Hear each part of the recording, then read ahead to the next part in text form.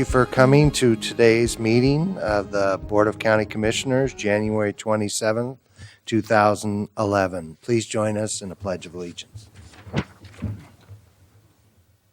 Pledge allegiance to the flag of the United States of America and to the republic for which it stands, one nation, under God, indivisible, with liberty and justice for all. The first item on the agenda, Gary, we're going to talk about the printing of some books. Yes, Commissioners, thank you. I'm Gary Schmidt from Public and Government Affairs, and today I'm pleased to share with you one of many partnerships that exist throughout the county to, in this case, benefit the children of Clackamas County. For the past 2 years, the Clackamas County Sheriff's Office has been producing a series of professionally written and illustrated comics and activity books. The series, named Mick and Nero, in honor of two real-life canines serving with the Sheriff's Office, has addressed topics such as pedestrian and traffic safety, illegal drugs, and child abuse. In fact, Nero is here today, sitting in the front row, and here are examples of some of the comic books. You have them in front of you as well, and they come in all sizes and shapes and really have been a great tool to help children here in the county. And these books have not only been distributed within Clackamas County at local schools and other children's programs, but beyond the county as well, at Oregon Health and Science University, the Clackamas County Children's Center, Juliet's House in McMinnville, through the Oregon Department of Transportation and Salem Hospital, just to name a few. Now, these booklets were paid through grants and also the county, but really are great cost savings to the county. An example, this is a prior book the Sheriff's Office distributed to children, and this book cost $1.39 each to produce and distribute. A similar book with the Mick and Nero book only cost 29 cents to produce and distribute. So a great use of public dollars as well. Now, the Sheriff's Office most recently and Health, Housing, and Human Services County Department produced a new book, a new Mick and Nero book on the subject of underage drinking and driving, which is the newest version, the red comic book.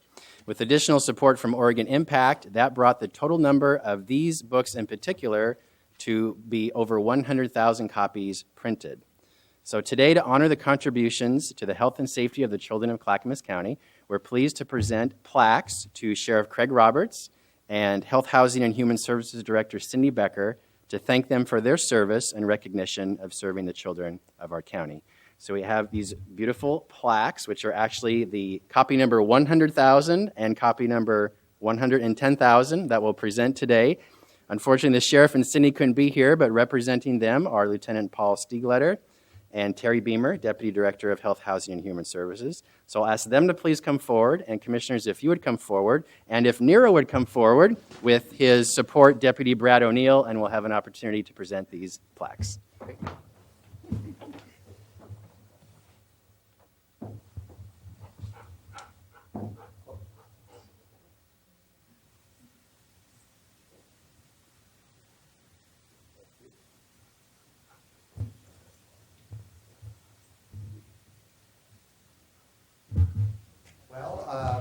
I actually had an opportunity to read the books last night. I learned a lot. I think they're really great. Enjoyed some of the stories, and I thought that children reading them would find them very valuable lessons. So appreciate all your hard work, and it's obviously a program that is very successful, and we're proud to be part of it. So thank you. Anybody else like to make some comments? How about Nero? I'd like to say on behalf of Sheriff Craig Roberts that these books and publications wouldn't be possible without the help of Patrick Sherman and Sarah McClurg from our office. They do wonderful things as far as outreach to our public, and they help us connect on a level that we don't have the luxury of doing. A lot of times people come in contact with police in a negative context, and without the help of Patrick and Sarah putting out these kind of publications to the children of our community, all they would have is their perceptions of negative portrayals on the media or stories they may hear from people that are arrested and those kind of things. So it's great to get our message out there to the youth that are so impressionable. Great. Well, thank you very much. Yes, did we get the photo?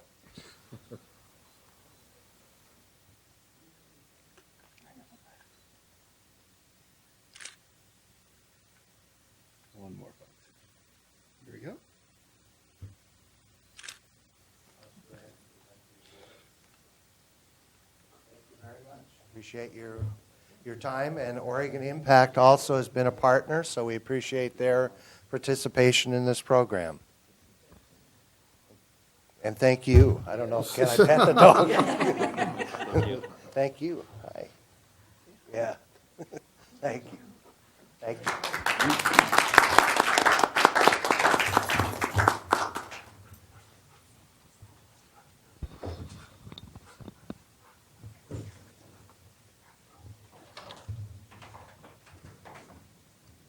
All we ever see on police dogs is them chasing down somebody, and you're just not quite sure how friendly they are. But obviously, a lot of these dogs visit the schools, and kids just, of course, are really excited about that. So I was a little cautious sticking my hand out there.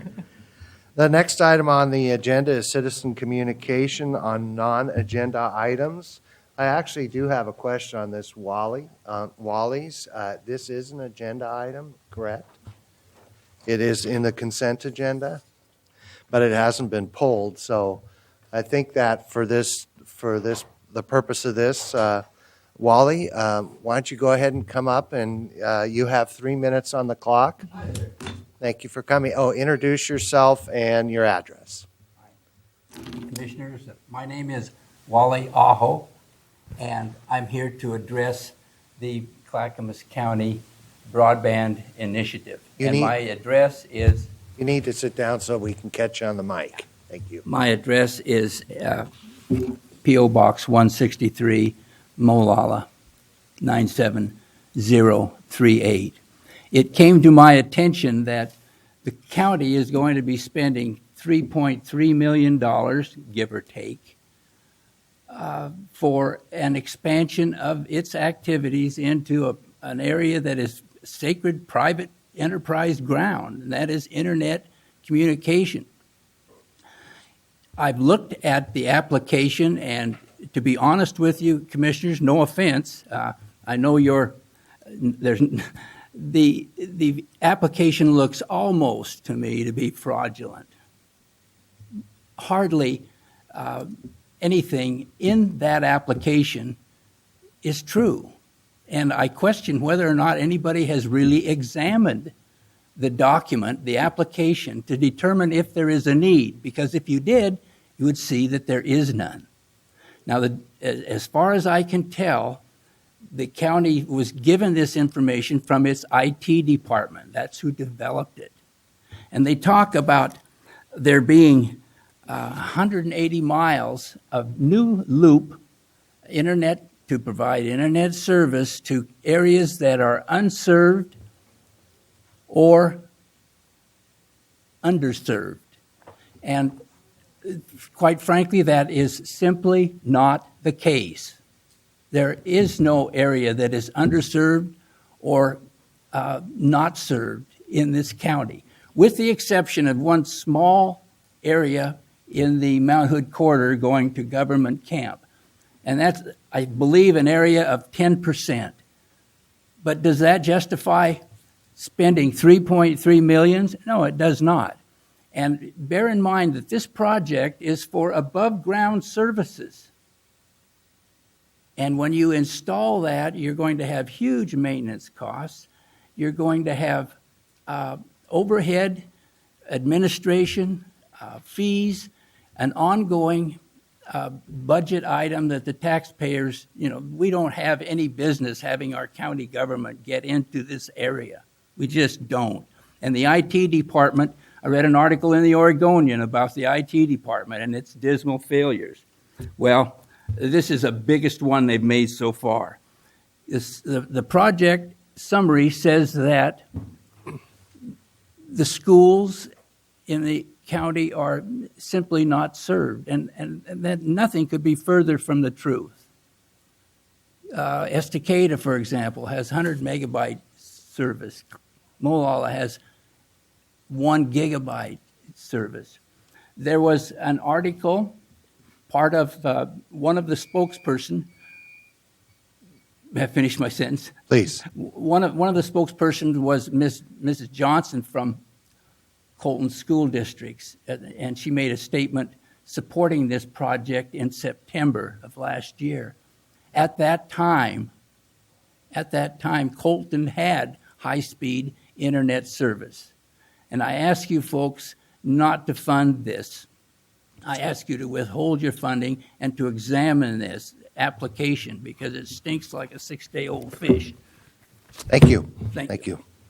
County Administrator, we did, actually, somebody did file a complaint with the federal government. The federal government actually did review the application and respond. And do you have any comments? Yes, they did, and they found us, to the best of my recollection, completely in compliance with the goals of the grant project as specified. I think there's some wide-ranging allegations here that we could properly address, and we'll put together a response to each of those things. But I am very convinced we're on very solid ground with this. But let us take a little time. He's made several serious charges and accusations. We'll put together a complete response. Great. Thank you. Appreciate it. Mr. Chair, just for clarification, do we actually have something on the agenda we're No. approving today related to this? No. Okay, thank you. I thought that's one we're going to talk about in the future. Yeah. The next item on the agenda is a discussion item, approval of Milwaukee North Clackamas Enterprise Zone boundary expansion to include Happy Valley Rock Creek employment area. Renata, please join us, and you're going to introduce us to the subject. Yes, thank you for making time on the agenda. The Milwaukee North Clackamas Enterprise Zone has been in existence since 1997, and it's been very successful. It's attracted over almost 2,700 jobs, created 628 new jobs, and spurred investment of over $57 million. We were approached by the city of Happy Valley as they were exploring economic development tools to spur development and attract businesses to their Rock Creek area, their future employment area. And we looked at alternatives. One would be for them to create their own zone or to amend our existing zone to include them. After consulting with the state of Oregon, the easiest approach would be to expand the boundary. We came to you in November to discuss the idea, and the commission directed us to continue to pursue it. So did the city of Milwaukee and Happy Valley. Since then, the city of Happy Valley had a public hearing last week and unanimously approved the resolution and the intergovernmental agreement you have before you today. This is the public hearing for Clackamas County, and then the city of Milwaukee will meet next Tuesday, February 2nd. The Port of Portland also needs to weigh in, and they'll do that on February 9th. Once all of the agreements have been approved by the governing bodies, we could put together an application to the state of Oregon, and the boundary expansion could be in place by the end of February. So as a background, this is a property tax incentive that provides a 3 to 5 year property tax abatement for businesses that increase employment by 10% and pay above average wages, 150% of the minimum for the 3-year and 150% of the average county wage, which works out to be about $60,000 a year to get the additional 2-year or the 5-year abatement. So what we'd like to request of you today is to approve the resolution moving this program forward, as well as the intergovernmental agreement, and I'm happy to answer any questions you have. Great. Any clarifying questions? I just want to clarify, this is just an expansion. It isn't changed. So all the old area is still in, and we're just adding some on. Exactly. There's no deletion. Exactly. Commissioner Savas? The question I have, this is not for any particular applicant at this time. This is just to expand the boundary. So when there is an applicant or a potential for someone to take advantage of this, does that again come before Board of County Commissioners in the city of Happy Valley if it's in their area? No. Once the enterprise zone boundary is established, then if the company qualifies for the program and meets all the criteria, then they would be eligible to take advantage of it. It doesn't come before this commission. Thank you. Any other questions? This is a discussion item, and if there's anyone in the audience who wishes to speak on this item, please fill out the blue card. I do have one from Jason Tuck. Please join us. and introduce yourself and give us your address. Will do. Good morning, Vice Chair Bernard and Commissioners. My name is Jason Tuck, and I'm the City Manager for the City of Happy Valley, 16,000 Southeast Misty Drive, Happy Valley, Oregon, 97086. I wanted to thank you for considering this request today, and thank your staff, specifically Renata, for working with the city on this. I'm going to give you a little bit of background. This has been a decade-long project to get to this point. This all started in 2002 with Metro expanding the urban growth boundary, which Happy Valley received 2,400 acres of that expansion, and then Damascus received about 10,000 acres out of that. That led then to the Damascus Boring Happy Valley concept plan, which identified the Rock Creek employment area as industrial area. And then the county worked on a project called the Rock Creek Employment Area Study, and it identified what types of uses might be good for this area, and that was done in 2004. They identified traded sector businesses, medical manufacturing, support businesses to hospital. As you know, Providence has purchased 70 acres in this area, and eventually is going to build a regional hospital there. So then that led to the city adopting its comprehensive plan and identifying this area as industrial and employment area. And so now we need to take the next step to develop some economic development incentives to get the dirt turned out there and start getting some employment generated. So the first step we took was adopting the strategic investment zone, and the next is the enterprise zone that's before you today. We have had meetings with the taxing districts, and they provided some input, and then subsequently we met with the fire district.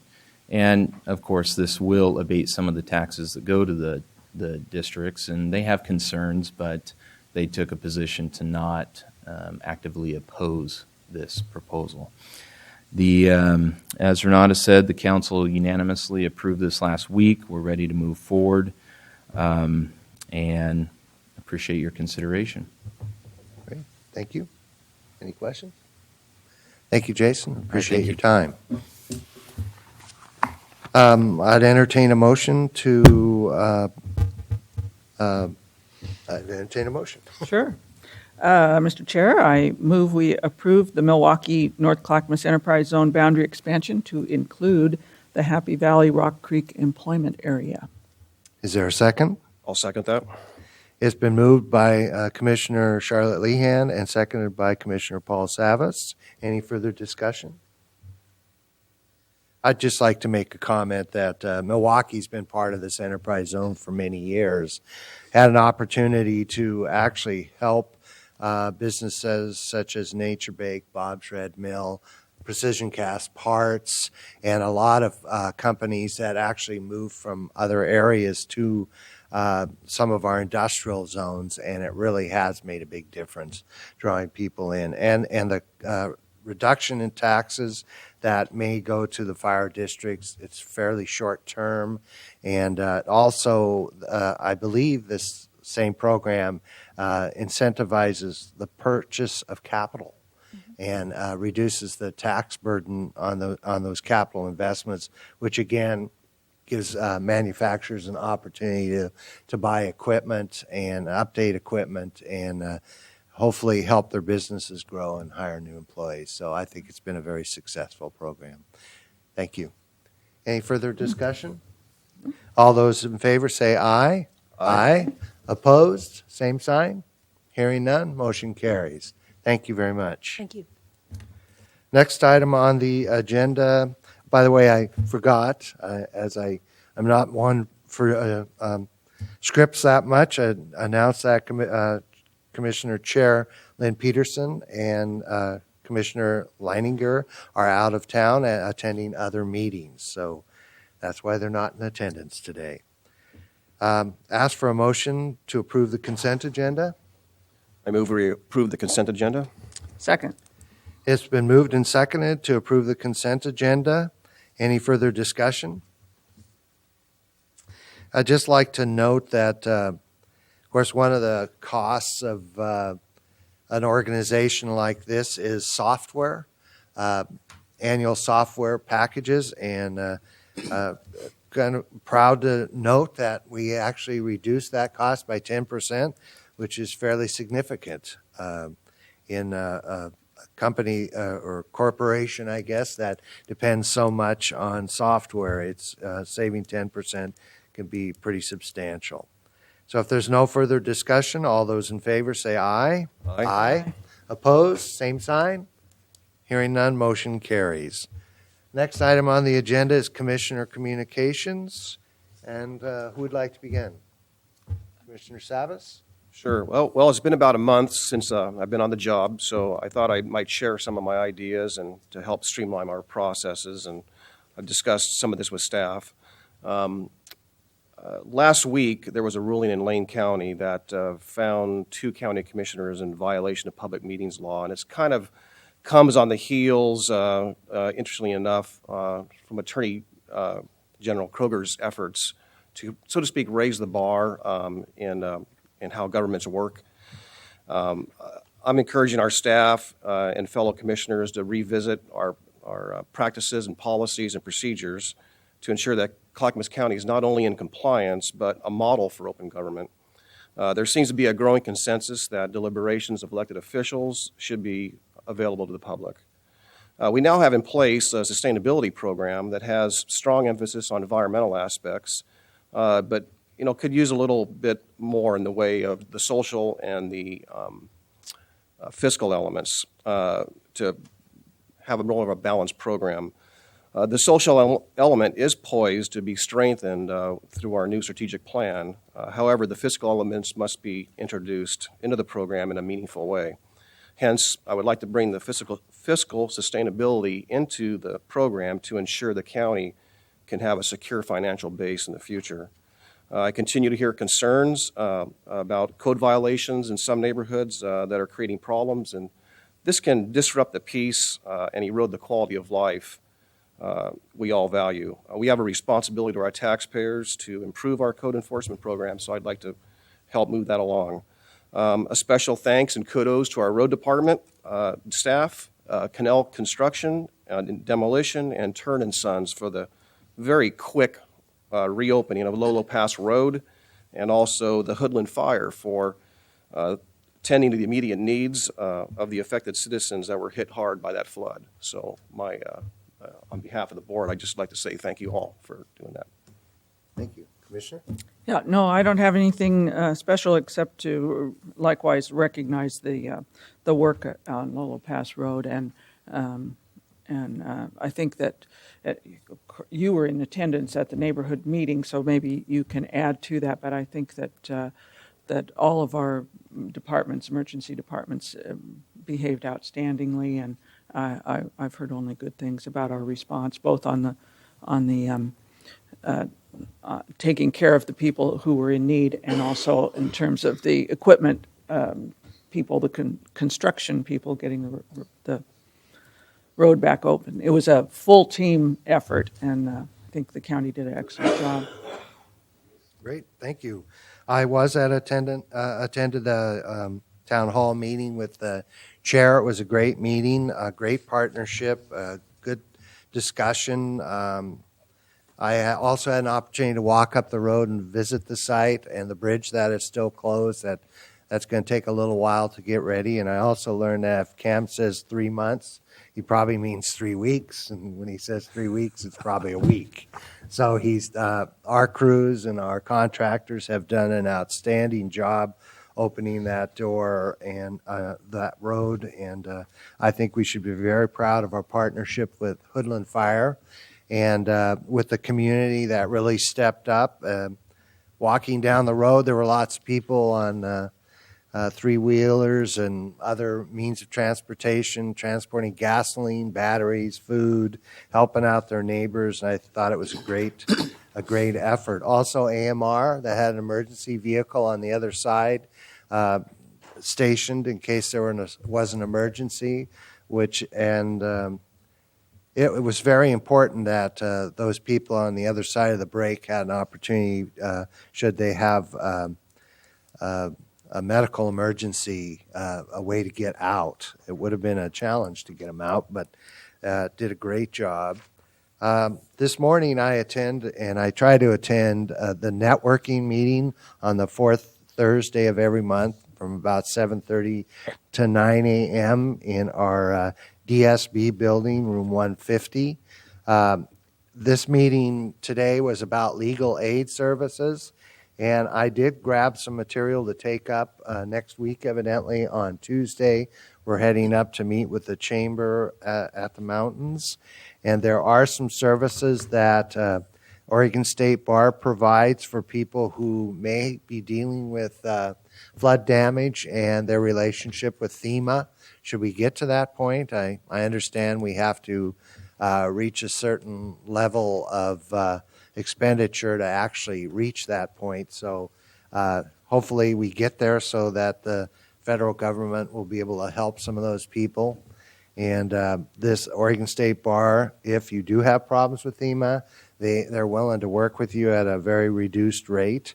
And also, I'm going to bring up some new updates on some of the services the county provides that in all range of services for those mostly in need that I'll bring up a couple of sheets for information that I'll hand out there.